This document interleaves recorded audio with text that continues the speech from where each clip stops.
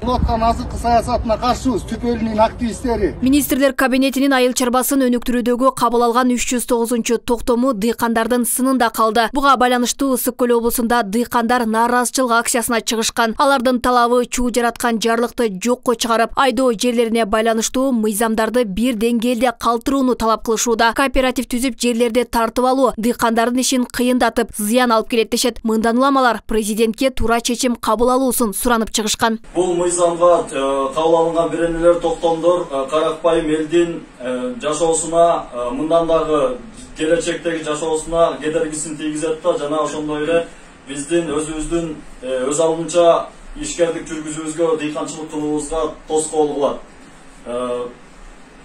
Ошондуктан биз сизге чоң үмүт менен үмүт кылабыз, ушул биздин маселебизди терең жакшы жагына чечип берет деп. Бүгүнкү күндө өлкөдө 450 миңге жакын дыйкан чарба бар. Ал эми сапаттуу өрөн 10-15% гана жетет. Мындан улам айыл чарба министрлиги реформа жасап, пайдаланбай жаткан жерлерди максаттуу иштетүүнү көздөп жатканы менен түшүндүрүүдө.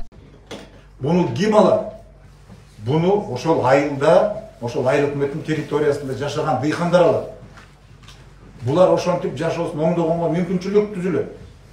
Ал жер эч ким чыга көтөрүп кетпейт. Бирок ар бир гектар жер биздин Кыргызстандын жарандары үчүн, Кыргыздын экономикасына иштейт деп ушул аракет кылып атабыз. Ал эч жакка кете турган жер эмес. Тескерисинче, чаң басып жаткан жерге биз элге мүмкүнчүлүк түзүп берип атабыз, иштеп келеби. Жөн эле берип коебуз дегенден алыспыз. Мына көрдүңүздөрбү, бүгүнкү күндө бюджеттен эмне деген каражат бөлүнүп атат айыл банк жана мамлекеттик банктар аркылуу айыл чарбасына. Кабыл алынган токтомго ылайык айыл чарба министрлиги мамлекеттик фонддогу жерлерди айыл өкмөттөрдөн мөөнөтсүз алат. Ага ылайык министрлер кабинети алынган жерлерди ар бир райондо түзүлгөн комиссия аркылуу айыл чарба кооперативтерине, үрөнчүлүк жана асыл тукум чарбаларына берет. Анда жер иштетүүдө калктын социалдык жактан аярлуу катмарына артыкчылык берилери айтылган. Көбүбүз үчүн кластер деген сөз кулагыбызга мындай кадыресе болгону менен көбүбүз кластер дегенди мындай тактап биле албай атабыз. Мына биз ошол дүйнө жүзүндөгү алдыңкы жетишкендиктерди айыл чарбасындагы, не только айыл чарбасында, ошол кластердеги ыкмак алып баралы деп атабыз. Себеби бүгүнкү күндө ушул жерди бир эле пайыз дыйкандар, и то чоң дыйкандар алып алат. 99% дыйкандар бул жерди ала албай эле жүрөт.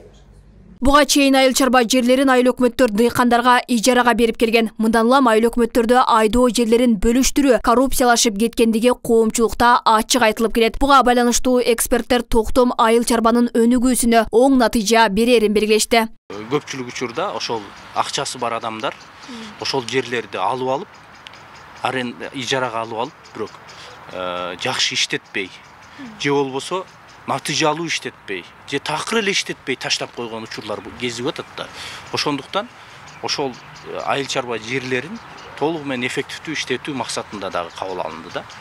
Көп мамлекеттерде, Израилде, Индияда айыл чарба жерлерин эгерде иштетпесеңиз, сиз иштетилген жерге караганда 5 эсе көп салык төлөйсүз. Ошондуктан адам ал жакта жерди болушунча иштеткенге аракет кылышат. Ошондуктан бизде ошондой нерсе болбош үчүн дагы мамлекет ушул кадамга барып атат да. Министрлер кабинетинин айыл чарба кооперативтерин үрөнчүлүк жана асыл тукум чарбаларын өнүктүрүү жөнүндө 309 токтому 2021 жылы 17 декабрда чыккан. Эске салсак, Советтер Союзу тарап менчиктештирүү башталгандан кийин Кыргызстандагы айдоо сугат жерлеринин 75% айылдагы элге үлүшкө таратылып берилген. Ал эми 25% жер айыл чарба жерлеринин мамлекеттик фондунда, тагыраагы айыл өкмөттөрүнүн балансында калган. Алмагүл Эркебай кызы, Бекмамат Султанов, 7 канал, Ош шаары.